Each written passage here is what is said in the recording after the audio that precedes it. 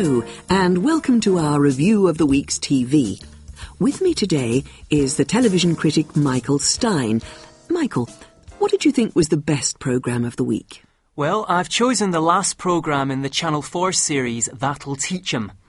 I must say, I found the whole series absolutely fascinating. For those of you who didn't see it, what the programme did was to take a group of 30 16-year-old children and send them, as an experiment, to a boarding school for 1 month. But it wasn't a modern boarding school. It was a 1950s boarding school. They recreated exactly the same conditions as in the 1950s. The same food, the same discipline, the same exams. The idea was to compare education today with education in the 1950s. I bet it was a shock for today's school children. Well, it was, of course. It wasn't just the classes. It was the whole atmosphere. I mean, they had to wear the uniform from the 50s. Horrible, uncomfortable clothes. They hated them. And they weren't allowed to leave the school once for the whole month, or watch TV, or use mobiles.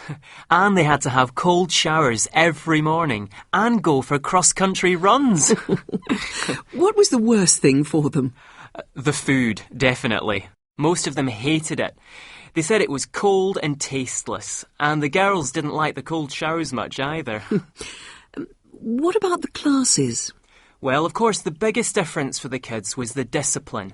It was silence all the time during the lessons. Only the teachers spoke. And anyone who misbehaved had to go to the headmaster and was either caned, hit on the hand, or had to stay behind after class and do extra work. And of course, they couldn't use computers or calculators. But curiously, the kids didn't really mind that. And in fact, most of them found the lessons interesting. Some of them said they were more interesting than their normal lessons. They had to work very hard, though. So what happened in the end? Did they pass the 1950s exams? No, most of them failed, although they were all really bright children. There was only one child who actually passed all the subjects. So do you think that means exams really used to be harder in the 1950s? No, I think the kids failed because exams in the 1950s were very different.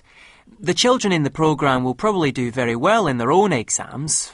On the other hand, 1950s children would probably find today's exams very difficult. How did the kids themselves feel about the experiment? They were really positive. In general, they had a good time and they all felt they learned a lot. I think it made them appreciate their own lifestyle more. Some of them actually said it was the best month of their lives. It was an interesting experiment and the programme was really well made. I very much enjoyed watching it.